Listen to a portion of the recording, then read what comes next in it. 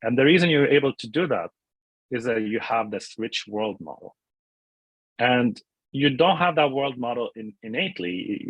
You have maybe priors on that world model, but you learn that world model through your experience in childhood and beyond. So Common Sense AI is building that world model.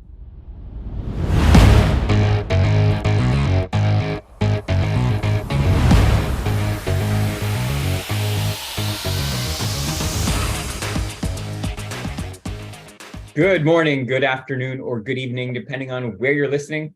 Welcome back to AI and the Future of Work.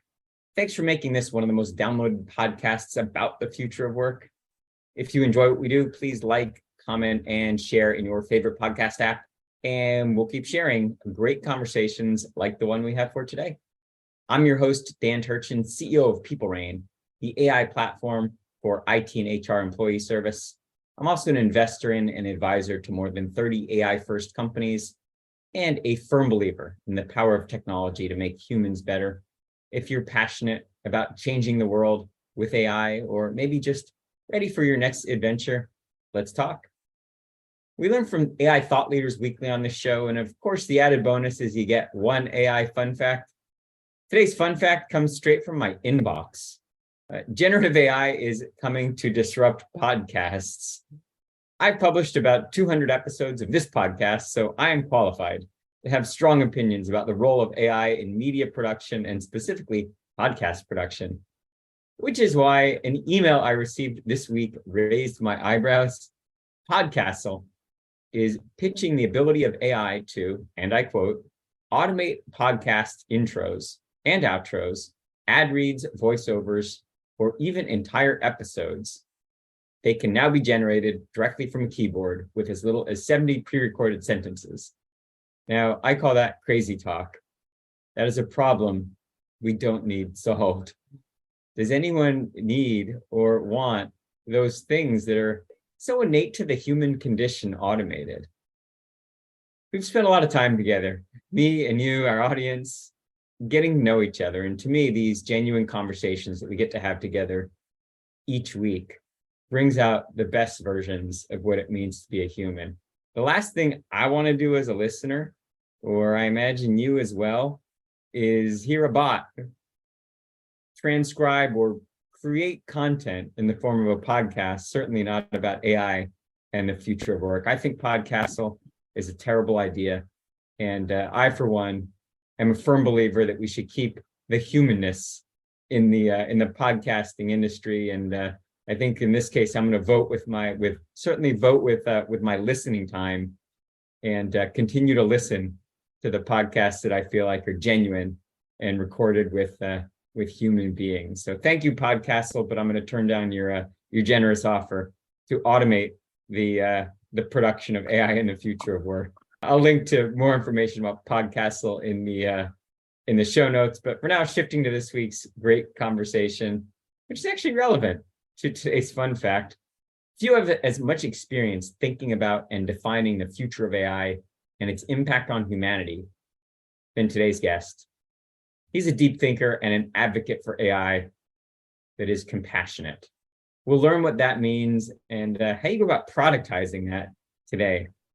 Jad Tarifi co-founded Integral AI in 2021 after a distinguished career in AI roles at Google. He received his PhD in computer science and AI from the University of Florida and did his undergrad at the University of Waterloo. Thanks to great former guests and friend of the podcast, Hina Dixit from Samsung Next, for the intro to Jad. And without further ado, Jad, it's my pleasure to welcome you to the podcast. Let's get started by having you maybe share a little bit more about your background and how you got into this space. Thank you, Dan. I can start as genuinely I can be, rather than being generated by Podcastle. I'll try to make this more of a spontaneous discussion. I grew up in Lebanon, and I was really infatuated with physics and math growing up. So that led me to do my master's degree in quantum computing. But around that time, I was really thinking of the impact that my work will have on the world and what's going to be my life work. And it felt that while quantum computing is intellectually stimulating, it's fun, it's exciting to explore, it didn't feel like it would translate to meaningful social change. And like, if you give me a quantum computer right now, not much would actually change in the way we live our life. It's certainly fascinating, but I question the impact. So I was looking for something that I can feel much more excited about. And during that time, I was in parallel, like really fascinated with neuroscience, doing a lot of coursework, research in neuroscience, psychology. I looked into different aspects of philosophy. I was doing meditation practice. We had all sorts of different perspectives on it from various ways of and so on. But it was all a kind of a messy space. There wasn't a strong, and to focus my PhD on this, so to build kind of a mathematical, theoretical foundation from a computer science perspective on intelligence. So that's what I spent a few years working on, and my PhD thesis was on building that foundation for rigorous thinking of intelligence, including artificial intelligence and maybe even alien intelligence. And that led me to think of the next step after the building those foundations. The next step was, how can I bring these ideas to life? And that's what Google helped me to do. I was very fortunate to be part of Google Research, where it was a very, very special place. It had more researchers and brilliant people than I would say any university in computer science. Like Google Research has thousands of PhDs, and it was a time where a lot of the current breakthroughs in AI were actually conceived, invented. I'm not just talking about Transformer, talking about many, many other breakthroughs, all happened there. So it was a really good place to be. And I was fortunate to be given a leadership role from the beginning and given a lot of support to explore kind of my ideas and take the things that I've worked on in the PhD and bring them to life. And that was a really exciting journey. That's what got me here. When you and I were getting to know each other, and when we were prepping for this, we talked about your vision for common sense AI, which certainly in certain circles would be considered an oxymoron. What does that mean to you? And then how is that part of the foundation of the company that you're building? Right. So I was lucky that actually the team that I started built the first generative AI model at Google. And we initially focused on images and short-term videos. The goal, though, was never generation. We really, generative AI was a proxy for a deeper goal, which is understanding, right? Understanding is what we're really after. And generation prediction is one way to kind of concretely measure that, to showcase that. Common sense tries to get closer to that ultimate goal of AI.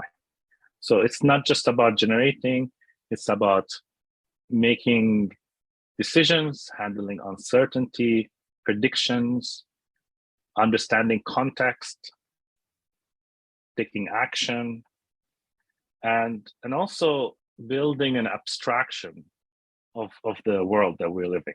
So building these concepts in a kind of unsupervised way. So that's really the key thing to common sense AI. It's going beyond generative AI to do all the things that we think is natural part of intelligence. And it seemed to me that, once you have something like common sense AI, it's going to need to be built in a new kind of cultural foundation. It has so many different applications, one of them being robotics, the other being real world assistance, and then finally automated science. And these were very, very different areas than what Google was focusing on. So it felt natural that in order to move this at the pace that is, most aligned with all the wonderful impact that it can actually achieve, it would need to be a separate entity from Google. So it was actually a tough choice for me. I didn't really just want to do a startup. I was actually against doing a startup. I thought if all I can do it at Google, because I don't have to handle things like fundraising or deal with operation issues, HR issues.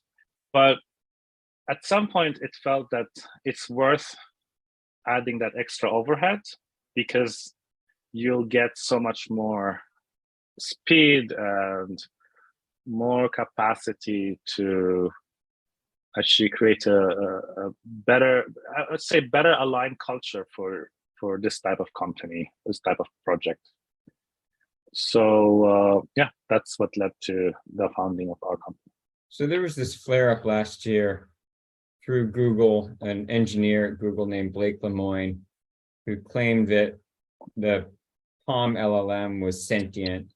And then after ChatGPT launched, a lot of the public's imagination was captured by things that they saw LLMs do that made it look like the machines were able to reason. And you and I know that really what AI is math and stats at phenomenal scale, but it's an exercise in prediction. One of the hardest things to teach a machine to do is reason. And you talk casually about common sense AI. Take the counterpoint on that one. How do you think we train a machine to have common sense like a human? Do humans have common sense? I mean, do we really reason, you think, that well? Seems actually reason is something we really work hard on developing as humans, right? Seems that what we do naturally is closer to stats, statistical correlation, prediction. And then with some education, with some kind of disciplining through usually external tools like pen and paper, through hard visualization. When you look at the human thinking and reasoning, they look like they're in pain, like their eyes are closed and they're like squinting and they're trying to wrestle with a machine that's not designed really for reasoning to make it reason. But I'd argue that what we're designed to do is make these statistical correlation that help us do a best possible job in an unconstrained and messy world. And if we can do that, then the rest is easy for computers. Computers are really good at reasoning. So it's always been that the messier problems are much harder for computers than the neat logical search, logical deduction type of problems. So what we need is kind of a base model to reason on top, a base model for the world. That's what common sense AI provides. It provides a model which you can say, okay, if I have this partial set of information, what are all the likely things that could happen next? Right? Now, once you have that, then reasoning on top of it is just a loop of following this different path and seeing where they take you. Take the example of a toddler learning not to touch a hot stove. So the human brain is very well wired so that, usually it only takes one or maybe two examples for the toddler to learn not to touch the hot stove. And that's a really hard computing task. Do you envision a time when a machine could learn how to, quote, not touch the hot stove as efficiently as the human brain can learn that in the body of, a toddler? You give actually a particularly difficult example, but I do, in fact. I think it's something that we could have now. Um, what you need is just so you could argue about how a human learns not to touch a stone. So there you got the people who come from a behavioral perspective, known as reinforcement learning people in the machine learning community. So they would argue that a human has an inherent reward system, and when you touch the hot stove, you learn to get punished for that reward system, and then you're less likely to repeat. So that's one way. It's a useful way of thinking about it, but I would argue similar to how cognitive scientists argued against behavioral scientists in the 60s. I would argue that that's a limited way of thinking about it. In fact, if you require that you touch every single hot surface to not touch, it would take too many. Most people would be dead. So you need a way that's much more data efficient. And the way this would work in our case is that you would have a prior on what distribution of states that your body can be in. And that prior is kind of learned across evolutionary history in humans. So a hot stove is very surprising for you, right? So what you want to do is kind of maintain a certain homeostasis parameters within your body. And then to do that, you need to learn a predictive model of the world. So you need to understand the world, make sense of it. And when you touch the hot stuff for the first time, you learn to predict that this stove is going to throw your internal parameters into a very, very surprising and therefore unpleasant state. And you also learn to generalize that most likely stoves in general are to be avoided. Things that feel hot as you get close to them generally should be avoided. So you generalize beyond that one particular instance very, very quickly. And the reason you're able to do that is that you have this rich world model. And you don't have that world model innately. You have maybe priors on that world model, but you learn that world model through your experience in childhood and beyond.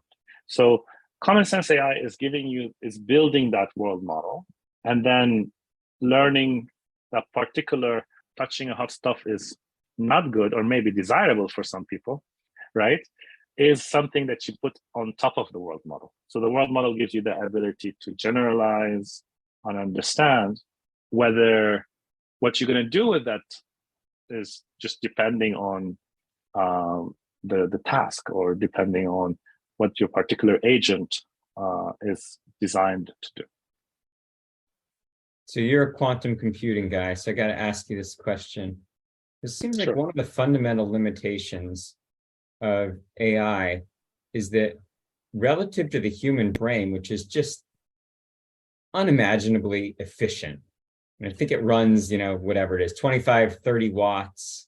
And, again, that toddler can learn tasks that are very hard for a computer to learn. So it seems like one of the fundamental limitations of AI advancing to the level of, what we think of as human level common sense is it needs to be vastly more power efficient, or we need to come up with some, real technology breakthroughs, of which possibly quantum computing holds, the secrets, but something very fundamental has to change before we can make these kind of leaps in terms of what AI is capable of doing in a way that's anywhere close to being affordable, or we're not going to burn up the planet, or that just seems to be a fundamental disconnect. Do you agree? And if so, when are we going to have those kinds of breakthroughs that are going to make that AI at scale feasible?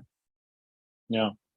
So I would agree that the current approaches in public awareness are not sustainable. but I think actually we do have alternative approaches that we've been working on for years. In fact, the approaches we're working on at our company are scalable and data efficient. And that's related to the idea of creating these explicit abstractions we were talking about earlier.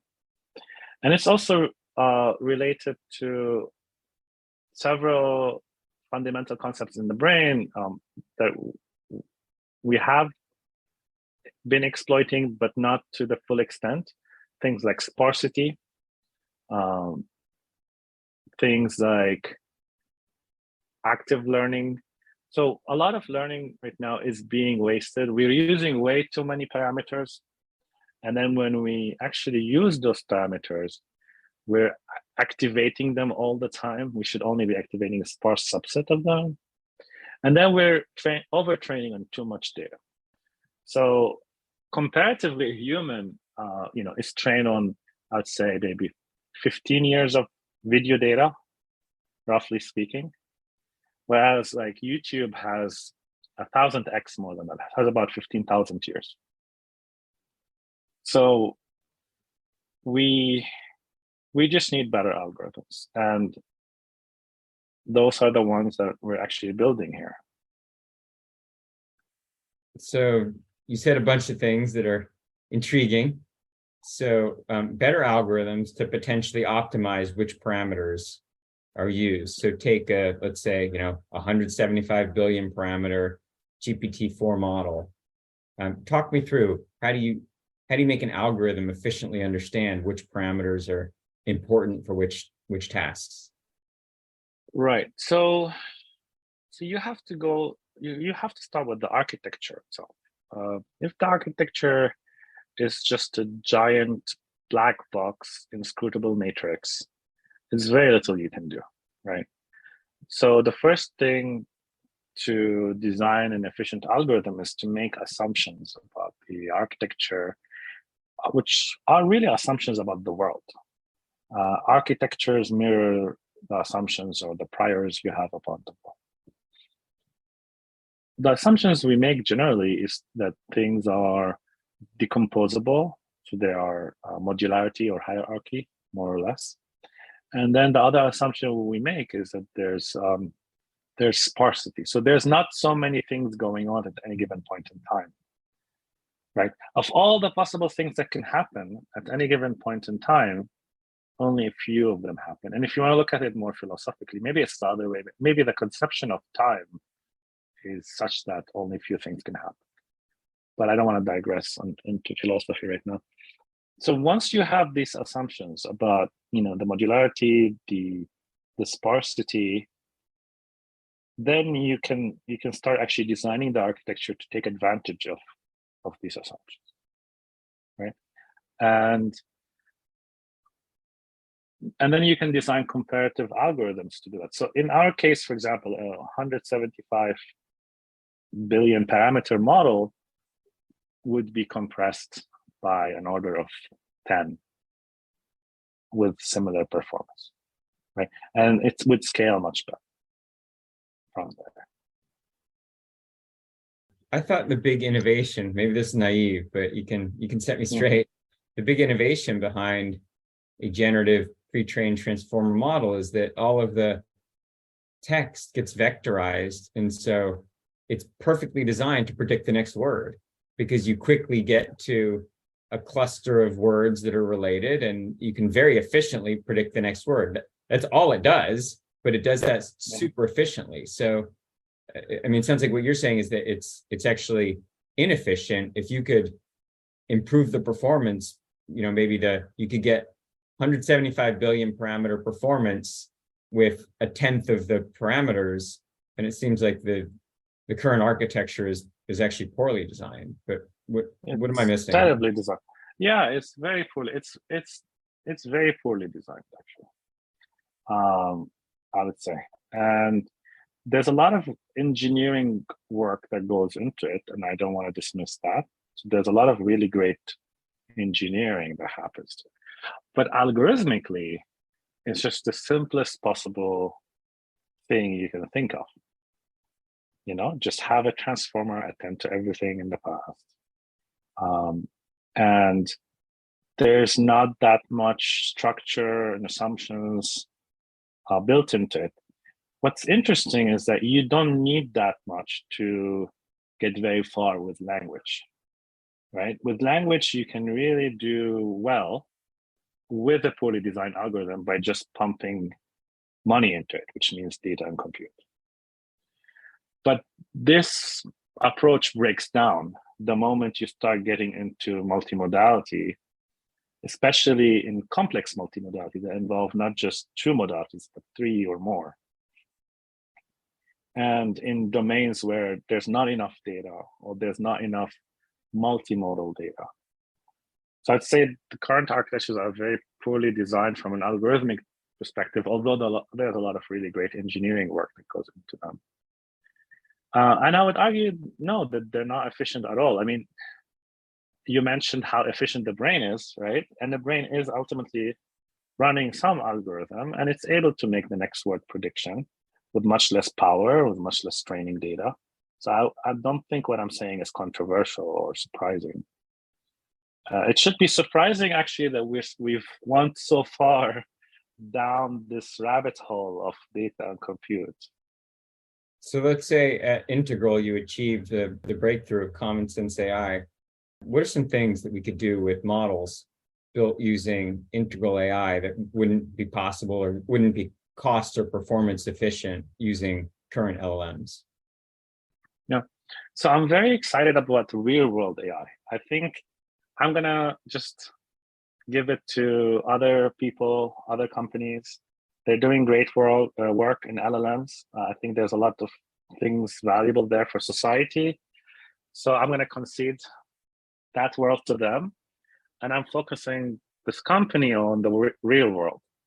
So the real world, first natural problem in the real world is robotics, right? So you move robots in the real world, you give them any high level command, and then they make it happen. And I thought a lot about what is a tool that you can give it any high level command and get it done for you.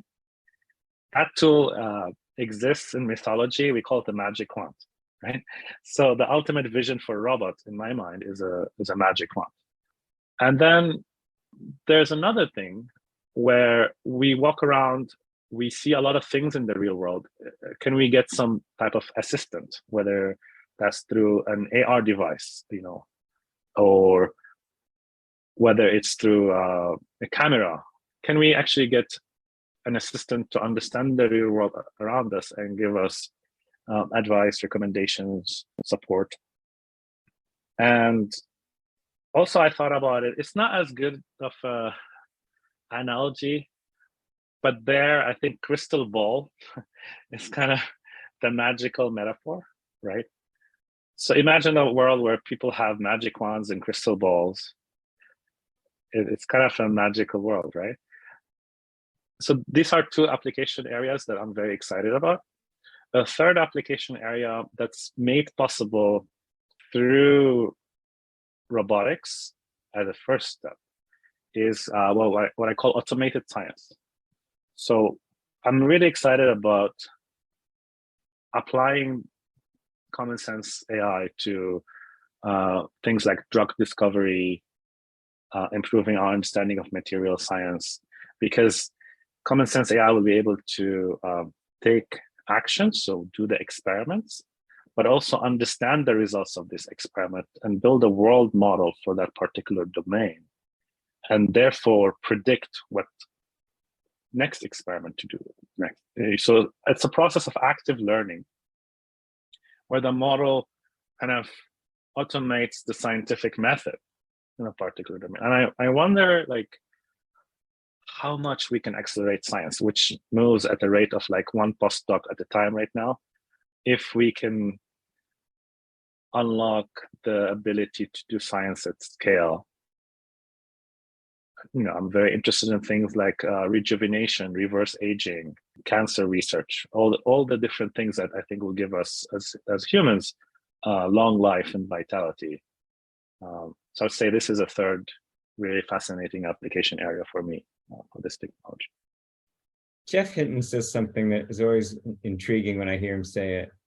If we're smart enough to build artificial intelligence, we're smart enough to prevent that artificial intelligence from harming humanity. And yet, when you talk about common sense AI applied that way, like, the magic wand analogy, it's hard to not get a little bit dystopian and think if you could instruct, the bot to do anything you want, who applies the ethical framework for what's okay and what's not okay for the bot to do? Yeah, of course we think about that, and we've thought about it for 10 plus years. The main thing here is this goes deep into philosophy, but I'll give you a very shallow answer, and then if you're interested, I'll dig into a much deeper answer. So the shallow answer is that we would like to have a universal framework and a cultural framework and an individual framework. So there's 3 layers on top of each other. So there are some universal rules that our AI would never do. There are some rules that are left for the culture. So Japanese culture, for example, where I am right now, we value elderly people more. We value social cohesion, harmony more. Whereas in the US, we value individualism, individual freedom.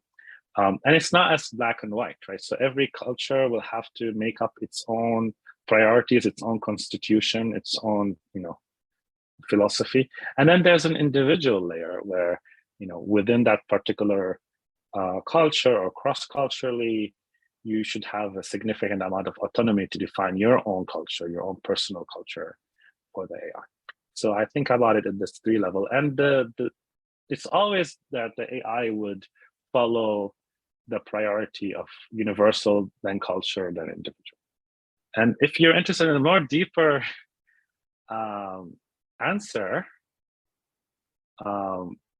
it might get confusing to listeners, most likely, if they don't have a background in philosophy. But I am actually working on a model for this. I'm working on a paper on, there's this philosophical kind of, there's a history in attempts to define objective morality. Many people have tried to do that. And actually, the history of the late 19th century, early 20th century is an example of how these things went wrong, right? People took these kind of objective moralities and took them to extreme. And, we've had a lot of tragedy as a result.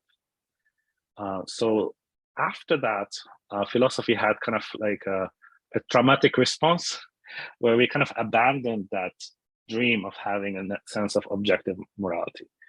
But I argue that AGI will force us to rethink the question of objective morality again. Not go back to something rigid and totalitarian as the past, but something a bit more open-ended and expressive. And I'm working on a concept like that. I call that concept freedom, but it's a reinterpretation of our traditional notion of freedom. In that concept, freedom is an ideal not to be achieved, right? So it's like a point at infinity. It's not something that you can ever hope to achieve. But having that gives you kind of like a North Star as a guidance for what to do. And that sense of freedom involves goodness and responsibility and understanding and wisdom as an essential part of it. So it's not freedom as opposed to responsibility, it's joined in together. That ideal of freedom involves I would say the nexus of 4 different things. One is ultimate knowing, so knowing everything. Ultimate goodness, which is minimizing harm, minimizing waste. Ultimate power, which is being able to do everything. And ultimate vitality, which means everlasting life. And I don't know if you noticed that they correspond a little bit to some of the things I'm interested in with AI, right? Power, knowledge, vitality. To me, I think aspiring towards that is a potential candidate for an objective morality. Yeah, I don't know if you went too deep. I gotta ask at least one follow-up to that. Doesn't that ultimately give the algorithm developer godlike powers to essentially define what objective morality is? It's subjective inherently, because someone needs to define how the machine behaves based on certain circumstances, and that becomes kind of a way to codify objective morality.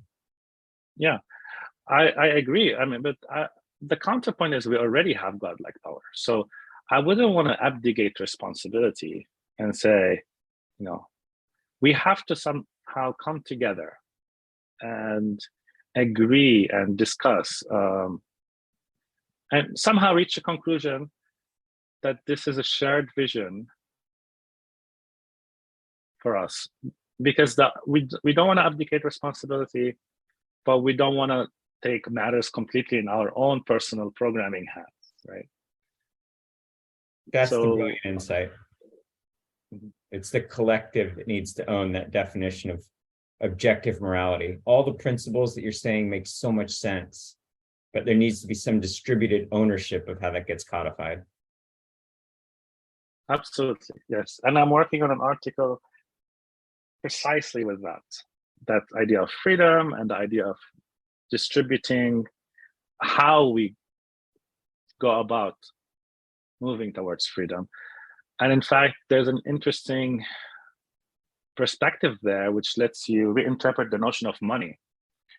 So, money is traditionally thought of as, a unit of account, a store of value, blah, blah, blah. But really, if we somehow can all agree to a collective vision, to kind of objective morality, you can then define money as simply deviations from freedom. And it's a very clean definition. Like everything we know about money, including things like supply and demand, come out of it, emerge out of that more fundamental definition. But this fundamental definition actually has more interesting applications, like how we account for economic externalities, which is going to become a huge issue when we have AGI. Like imagine you have 10 billion humans running around with magic wands in their hand. How much impact on nature, So we are going to need to definitely do a better job at understanding and accounting for economic externalities, whether they're in terms of attention economy, or whether it's in terms of nature, or generally entropy. So we're going to have a lot of very interesting conversations moving forward as a society. And I think we have to start, and my hope is to contribute to this conversation with the upcoming paper. When your freedom paper is draft ready, I'd love to see it, and I'd love to share it with our audience if that would be okay with you. Sounds great. Good. We're going way over time, but I've got to ask you one last question before I let you off the hot seat. You were surrounded by some of the most brilliant minds on the planet, arguably. I know that's a big statement, but at Google Research. Share with us one thing that you think the world doesn't yet know that's kind of being incubated at Google Research that something that we can look forward to in the years ahead. I don't think I'm ethically allowed to share something like that. But I will release the hot seat by saying, like, Google Research is extremely dynamic and moves very, very, very fast. So I really doubt that anything I remember from 3 years ago is still relevant to today.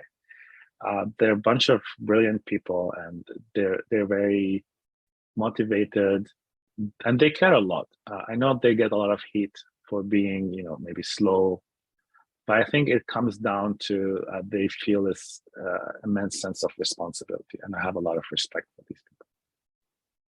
When we have you back on another version of this discussion, let's say in a couple of years, 2-3 years, what's something that we're talking about that is just commonplace that today would seem like science fiction?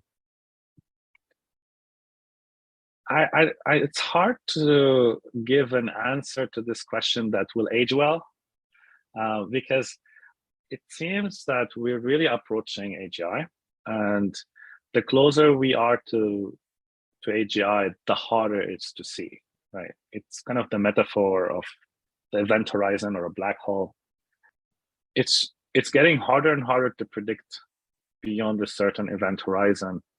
But I would say the thing I am most excited about is it's kind of like if I'm most excited about it, that's what I would be working on, right? And then, so I'm working on exactly the thing I'm most. So the thing I believe is going to be most relevant is we're going to see these AI models actually affect the real world, with everything from robotics to real world assistance to automation of science, and they're going to contribute more and more percentage of our economy. And I think the impact is going to be largely positive, although that's not guaranteed. We have to do our best. Well, Jad, there's a lot to talk about. I hope you'll come back and we can continue the conversation. Sure. Yeah, this was interesting. I love spontaneous discussions that, randomly go. So, well, thank you. With your permission, we went off script. If you prefer next conversation, we can stick to the script. But this was fascinating. Actually, much better that way. Good. Well, I really enjoyed this, and I look forward to staying in contact and certainly supporting the work that you and the team are doing. So, where can the audience learn more about you and Integral? Yeah, so Integral.ai is our website. I'm happy. I am in the process of spreading more awareness about what we're doing. So, there's my email is there, Jad@Integral.ai. Happy to go through our company deck. We were in stealth mode for 2 years, but we are coming out of stealth mode end of this quarter. So expect some exciting announcements. In the meantime, just feel free to reach out to me directly. Good. Well, I'll have you know that this podcast makes unicorns. So wishing you the best, and hope good things come from this this discussion. A lot of people get excited about what you're doing. Thanks for hanging out, and thanks for doing this. I know it's start of your day in Japan. I appreciate you hanging out. Thank you. Have a great evening. Well, gosh, that's a wrap for this week on AI and the Future of Work. As always, I'm your host, Dan Turchin of PeopleRain. And of course, we're back next week with another fascinating guest.